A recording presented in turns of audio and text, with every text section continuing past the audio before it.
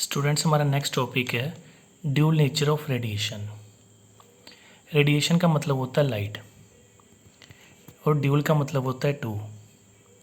It means light या radiation की दो तरह की नेचर होती है, एक होती है वेव नेचर और एक होती है पार्टिकल नेचर।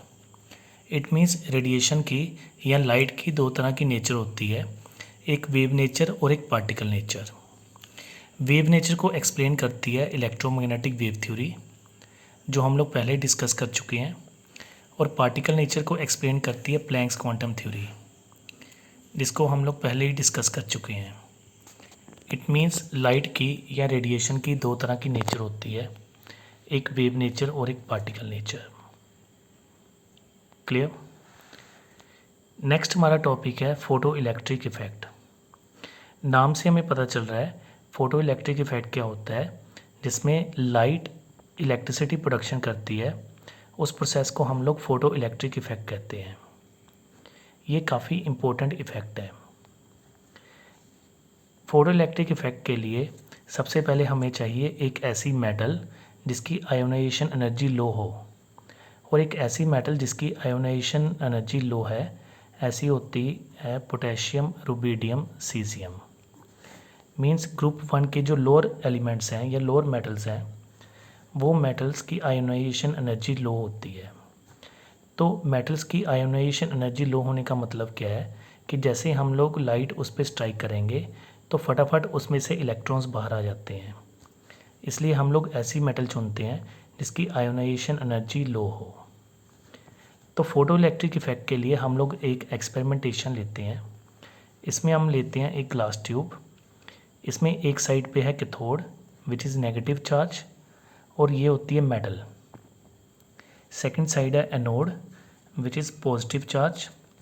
इसके साथ अटैच की हुई है एक सेल और गैल्वेनोमीटर। तो जैसे ही हम लोग एक्सपेरिमेंटेशन स्टार्ट करते हैं तो हम क्या करते हैं, एक सोर्स से लाइट आती है और सीधी स्ट्राइक करती है मेटल के साथ। मेटल वो होगी जिसकी आयोनाइजेशन एनर्जी लो हो, और जब कोई लाइट मेटल के साथ स्ट्राइक करती है तो उसी वक्त मेटल में से इलेक्ट्रॉन्स बाहर आ जाते हैं, और ये इलेक्ट्रॉन्स एनोड वाली साइड जाके सर्किट कंप्लीट करते हैं। तो एक ऐसा प्रोसेस जिसमें लाइट से इलेक्ट्रिसिटी प्रोडक्शन हो रही है, उस प्रोसेस को हम नाम देते हैं फोटो इलेक्ट्रिक इफेक्ट। अब इसकी डेफिनेशन देखिए क्या कहती है कि it is defined as the electrons ejected from the metal surface when light of the suitable frequency falls on it. जो लाइट हम लोग पास कर रहे हैं उस लाइट की एक पर्टिकुलर फ्रीक्वेंसी हो, और उस फ्रीक्वेंसी के साथ जब लाइट मेटल सरफेस के साथ स्ट्राइक करती है तो उसमें से इलेक्ट्रॉन्स इजेक्ट होते हैं। इलेक्ट्रॉन्स इजेक्ट होने के साथ ये सर्किट कंप्लीट होता है, इसलिए इस इफ़ेक्ट को हम नाम देते हैं फोटो इलेक्ट्रिक इफ़ेक्ट। इस फोटो इलेक्ट्रिक इफ़ेक्ट के कुछ ऑब्जर्वेशंस हैं। जैसे फॉर एग्ज़ाम्पल, जैसे ही लाइट इस मेटल सरफेस के ऊपर स्ट्राइक करेगी, इसमें से फटाफट इलेक्ट्रॉन्स बाहर आएंगे। जितनी तेज़ी के साथ स्ट्राइक करेगी लाइट, उतनी तेज़ी के साथ इलेक्ट्रॉन्स बाहर आएंगे। एंड थर्ड वन, जो लाइट हम लोग स्ट्राइक करवा रहे हैं उसकी एक पर्टिकुलर फ्रीक्वेंसी होनी चाहिए, या कह लो एक मिनिमम फ्रीक्वेंसी होनी चाहिए, जिसको हम लोग थ्रेशोल्ड फ्रीक्वेंसी कहते हैं। मीन्स जो लाइट हम लोग स्ट्राइक करवा रहे हैं उसकी एक मिनिमम फ्रीक्वेंसी होनी चाहिए। उस फ्रीक्वेंसी को हम नाम देते हैं threshold frequency, and this threshold frequency is indicate as nu naught. अब इसके अंदर आप लोग 3 केसेस पढ़ोगे। सबसे पहला केस, जो लाइट आ रही है अगर उसकी फ्रीक्वेंसी थ्रेशोल्ड फ्रीक्वेंसी से कम है, इट मीन्स जो लाइट आ रही है अगर उसकी फ्रीक्वेंसी थ्रेशोल्ड फ्रीक्वेंसी से कम है तो कोई भी इलेक्ट्रॉन बाहर नहीं आएगा। अगर जो लाइट आ रही है उसकी frequency threshold frequency means minimum frequency से कम है तो इलेक्ट्रॉन्स इजेक्ट नहीं होंगे। अगर लाइट की फ्रीक्वेंसी थ्रेशोल्ड फ्रीक्वेंसी के इक्वल है तो इलेक्ट्रॉन्स इजेक्ट तो होंगे, बट उनके अंदर इतनी काइनेटिक एनर्जी नहीं होगी कि वो मूव करके दूसरी साइड पे जाएं। एंड थर्ड केस, अगर लाइट की फ्रीक्वेंसी थ्रेशोल्ड फ्रीक्वेंसी से ज़्यादा है तो इलेक्ट्रॉन्स इजेक्ट भी होंगे और दूसरी साइड पे जा भी सकेंगे। इट मीन्स अगर लाइट की फ्रीक्वेंसी थ्रेशोल्ड फ्रीक्वेंसी से ज़्यादा है तो इलेक्ट्रॉन्स इजेक्ट भी होंगे, उनके अंदर इतनी काइनेटिक एनर्जी होगी कि वो मूव करके दूसरी साइड पे जाएं। So that phenomena is known as a photoelectric effect. अब फोटो इलेक्ट्रिक इफेक्ट में दो तरह के फंक्शंस होते हैं। सबसे पहला फंक्शन क्या है कि जो लाइट आ रही है सबसे पहले वो क्या करती है, मेटल सरफेस के साथ टकराती है और उसमें से इलेक्ट्रॉन्स इजेक्ट होते हैं। दूसरा फंक्शन इसका ये है कि जब लाइट आएगी मेटल सरफेस के साथ टकराएगी तो उस लाइट की फ्रीक्वेंसी थ्रेशोल्ड फ्रीक्वेंसी से ज़्यादा होनी चाहिए, तभी जो इलेक्ट्रॉन्स बाहर निकलेंगे उनके अंदर सफिशिएंट काइनेटिक एनर्जी होगी कि वो मूव कर सकें। तो इसी चीज़ को हमने डिवाइड किया है। W0 हम नाम देते हैं वर्क फंक्शन को, कि वो एनर्जी जो इलेक्ट्रॉन्स को इजेक्ट करती है, so that energy is W0। अब यहाँ पे फॉर्मूला लगेगा h/nu is equal to W0 plus half mv²। या हम ये फॉर्मूला लिख सकते हैं E is equal to E0 plus kinetic energy. As you know from the Planck's quantum theory, E is equal to h/nu, E0 is equal to h/nu0 and kinetic energy is equal to half mv²। इस h/nu0 को इधर ले गए, h common आ गया, ये बन गया nu minus न्यू0 is equal to kinetic energy. तो ये हमारा एक फॉर्मूला बन गया प्लैंक्स क्वांटम थ्योरी का। क्लियर। नेक्स्ट टॉपिक है हमारा बोहर एटॉमिक मॉडल, या इसको हम कहते हैं बोहर मॉडल ऑफ एटम। आपने सबसे पहले मॉडल पढ़ा था थॉमसन मॉडल, सेकंड मॉडल है Rutherford model and third model है Bohr model of atom. Bohr model के कुछ पोस्टुलेट्स हैं। सबसे पहला पोस्टुलेट करता है कि एटम का सेंटर पार्ट होता है न्यूक्लियस, उस न्यूक्लियस के अंदर प्रेजेंट होते हैं प्रोटॉन्स और न्यूट्रॉन्स। सेकंड पार्ट कहता है कि इसके आसपास प्रेजेंट होते हैं इलेक्ट्रॉन्स। मींस एक एटम है जिसके अंदर सेंटर पार्ट होता है न्यूक्लियस के अंदर होते हैं प्रोटॉन्स और न्यूट्रॉन्स और उसके आसपास प्रेजेंट होते हैं negative charge electrons. Third point कहता है कि आपको इतना पता है कि न्यूक्लियस के आसपास काफ़ी सारे ऑर्बिट्स होते हैं या काफ़ी ज़्यादा शेल्स होते हैं, तो इलेक्ट्रॉन उसी ऑर्बिट के अंदर रिवॉल्व करेगा जिसका एंगुलर मोमेंटम की वैल्यू NH/2π के बराबर होगी। एंगुलर मोमेंटम को हम लिखते हैं mvr से, जिसकी mvr की वैल्यू होगी NH/2π। इट मीन्स इलेक्ट्रॉन उसी ऑर्बिट के अंदर रिवॉल्व करेंगे जिसका एंगुलर मोमेंटम की वैल्यू NH/2π के बराबर होगी। चाहे उसके अंदर इन्फिनिट नंबर ऑफ ऑर्बिट्स हों, बट इलेक्ट्रॉन उसी ऑर्बिट के अंदर रिवॉल्व करते हैं जिसके एंगुलर मोमेंटम की वैल्यू NH/2π के बराबर हो। इसमें m हो गया मास, v होगी वेलोसिटी, r हो गया रेडियस, n हो गया नंबर ऑफ शेल, h हो गया प्लैंक्स कांस्टेंट। अब नेक्स्ट पॉइंट, बोहर कहता था कि जब भी कोई इलेक्ट्रॉन अपनी स्टेट में है, जैसे फॉर एग्जांपल हाइड्रोजन का एटॉमिक नंबर है 1, कॉन्फ़िगरेशन है K1, तो जब इलेक्ट्रॉन K शेल के अंदर प्रेजेंट है तो उस स्टेट को हम कहते हैं ग्राउंड स्टेट। जैसे ही इलेक्ट्रॉन एनर्जी गेन करता है तो एनर्जी गेन करके वो हायर लेवल में जाएगा, उस हायर लेवल को हम नाम देते हैं एक्साइटेड स्टेट। इट मीन्स जब इलेक्ट्रॉन अपनी जगह पे है तो उस चीज़ को हम नाम देते हैं ग्राउंड स्टेट। जब इलेक्ट्रॉन एनर्जी गेन करता है तो वो जाता है एक्साइटेड स्टेट में। एक्साइटेड स्टेट होती है अनस्टेबल, तो अनस्टेबल से स्टेबिलिटी पाने के लिए इलेक्ट्रॉन एनर्जी लूज़ करेगा, और जब वो एनर्जी लूज़ करेगा तो वापस ग्राउंड स्टेट में आ जाएगा। इट मीन्स इलेक्ट्रॉन जब ग्राउंड स्टेट में है तो वो एनर्जी एब्जॉर्ब करके हायर लेवल में जाएगा, जिसको हम एक्साइटेड स्टेट कहते हैं। एक्साइटेड स्टेट से वापस ग्राउंड स्टेट में जब वो आएगा तो वो एनर्जी लूज़ करेगा। क्लियर। अब आपने इतनी चीज़ पढ़ी हुई है कि बोहर ने हमें बताया था कि न्यूक्लियस के अराउंड शेल्स होते हैं जिनको हम ऑर्बिट्स कहते हैं। शेल्स होते हैं K shell, L shell, M shell and N shell. K shell जो फर्स्ट शेल है उसमें n की वैल्यू 1 होती है, एल शेल में n की वैल्यू 2 होती है, एम शेल में n की वैल्यू 3 होती है और n शेल में n की वैल्यू 4 होती है। ठीक है। बोहर ने हमें ये भी बताया था कि जब इलेक्ट्रॉन ग्राउंड स्टेट से एक्साइटेड स्टेट में जाता है या एक्साइटेड से वापस ग्राउंड स्टेट में आता है तो उसमें जो एनर्जी का डिफरेंस आता है that is equal to E higher minus E lower, या आप ऐसे लिख सकते हैं E2 माइनस E1। तो आप लोगों ने एनर्जी का फॉर्मूला पढ़ा था प्लैंक्स क्वांटम थ्योरी में, E is equal to H nu, तो यहाँ पे E की जगह पे आएगा delta E।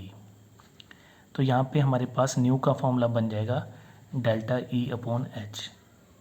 This delta E is equal to E2 minus E1 upon H. Clear. अब सबसे मेन पॉइंट जिसकी मैं बात करूँगा, रेडियस ऑफ ऑर्बिट। बोहर ने हमें बताया कि जो ऑर्बिट है अगर हमने उसका रेडियस फाइंड आउट करना है तो उसका फॉर्मूला होता है 0.529 into N square upon Z. ये फॉर्मूला आपको याद रखना है न्यूमेरिकल्स के लिए। इसमें एन होता है नंबर ऑफ शेल और जेड होता है एटॉमिक नंबर। तो ये फॉर्मूला जो है इसकी यूनिट है एंगस्ट्रॉम। आपको पता होना चाहिए कि 1 angstrom is equal to 10⁻⁻10 metre. Next is energy of electron. Bohr ने हमें ये भी बताया कि अगर हम लोग एक ऑर्बिट के अंदर इलेक्ट्रॉन की एनर्जी फाइंड आउट करें तो उसकी एनर्जी फाइंड आउट करने के हमारे पास 3 फॉर्मूले हैं। पहला फॉर्मूला है इलेक्ट्रॉन वोल्ट पर एटम में, दूसरा फॉर्मूला है किलोजोल पर मोल में और तीसरा फॉर्मूला है जॉल पर एटम में। हम बेसिकली ये वाला फॉर्मूला यूज़ करते हैं। इसमें एनर्जी है -13.6 अपॉन एन स्क्वायर, इसमें एनर्जी है -1312 अपॉन एन स्क्वायर, इसमें एनर्जी है -2.18 इंटू 10⁻⁻18 अपॉन एन स्क्वायर। इसमें एन रिप्रेजेंट करता है नंबर ऑफ शेल को। तो ये फॉर्मूले आप लोगों को याद होने चाहिए। ये 3 फॉर्मूले जिसके बेसिस पे आपके न्यूमेरिकल्स हैं बोहर मॉडल ऑफ एटम के। क्लियर। नेक्स्ट टॉपिक है limitations of Bohr model.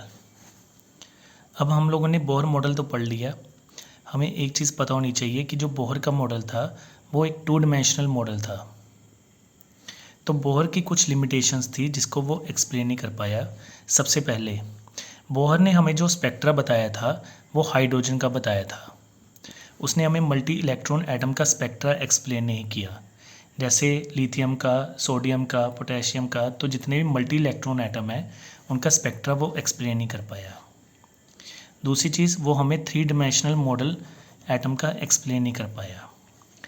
Next one कि उसने हमें मॉलिक्यूल्स की शेप एक्सप्लेन नहीं की, क्योंकि हमने कहीं भी बोहर मॉडल में मॉलिक्यूल्स की शेप नहीं पढ़ी।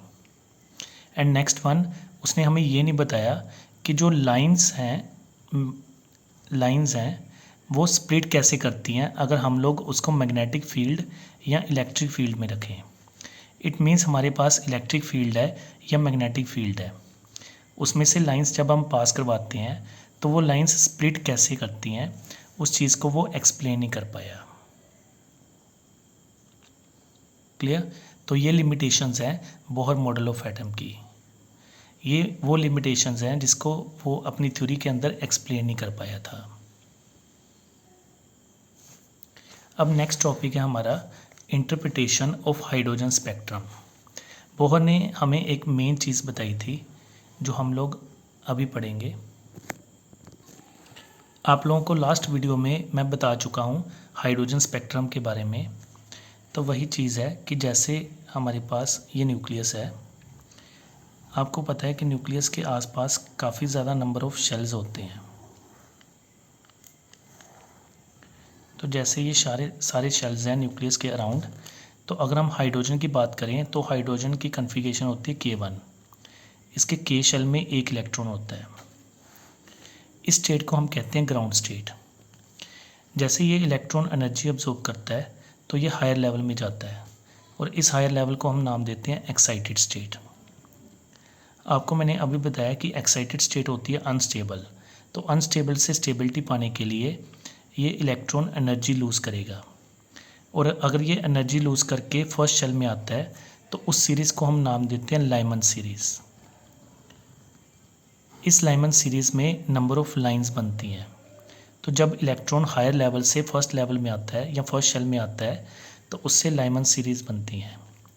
अगर इलेक्ट्रॉन हायर लेवल से सेकंड शेल में आता है तो उससे बाल्मर सीरीज़ बनती है। अगर इलेक्ट्रॉन हायर लेवल से थर्ड सीरीज़ में आता है तो उससे पॉशन सीरीज़ बनती है। अगर इलेक्ट्रॉन हायर लेवल से फोर्थ लेवल में आता है तो उससे ब्रैकेट सीरीज़ बनती है। अगर इलेक्ट्रॉन हायर लेवल से फिफ्थ लेवल में आता है तो उससे पफंड सीरीज़ बनती है। और अगर इलेक्ट्रॉन हायर लेवल से सिक्स्थ लेवल में आता है सिक्स शेल में तो उससे हम्फ्री सीरीज़ बनती है। लाइमन सीरीज़ फर्स्ट सीरीज़ है तो इसमें N1 की वैल्यू 1 है। बाल्मर सीरीज़ सेकंड सीरीज़ है तो इसमें N1 की वैल्यू 2 है। पॉशन सीरीज़ में N1 की वैल्यू 3, ब्रैकेट में N1 की वैल्यू 4, पफंड में N1 की वैल्यू 5 और हम्फ्री में N1 की वैल्यू 6 होती है। अगर आप लोग N1 और N2 की वैल्यू देखो तो N1 की वैल्यू हमें सीरीज़ से पता चल जाती है। अब मान लो मेरे पास लाइमन सीरीज़ है तो इसमें N1 की वैल्यू 1 होगी और इसमें N2 की वैल्यू N1 से एक ज़्यादा मीन्स 2 से स्टार्ट होगी। 2 भी हो सकती है, 3 भी हो सकती है, 4 भी हो सकती है। सेकंड जो हमारी बाल्मर सीरीज़ है उसमें N1 की वैल्यू 2 है और N2 की वैल्यू इससे एक ज़्यादा होगी, वो 3 से स्टार्ट होगी, 3, 4, 5 up to so on. Third है हमारी पॉशन सीरीज़। पॉशन सीरीज़ में N1 की वैल्यू है हमारी 3 और N2 की वैल्यू इससे एक ज़्यादा होगी, 4 हो सकती है, 5 हो सकती है, 6 हो सकती है up to so on. So that is the interpretation of hydrogen spectrum. इसमें उन्होंने एक फॉर्मूला बनाया था जिसके बेस पे हम लोग न्यूमेरिकल करेंगे। That nu bar is wave number that is equal to 1 by lambda is equal to R. R को हम नाम देते हैं रेडबर्ग कांस्टेंट, जो मैं आप लोगों को पहली वीडियो में बता चुका हूँ, into 1 by N1 square minus 1 by N2 square. इसमें N1 है फर्स्ट ऑर्बिट और N2 है लास्ट ऑर्बिट या सेकंड ऑर्बिट। तो हमने इसके बेसिस पे अब न्यूमेरिकल्स करने हैं। क्लियर?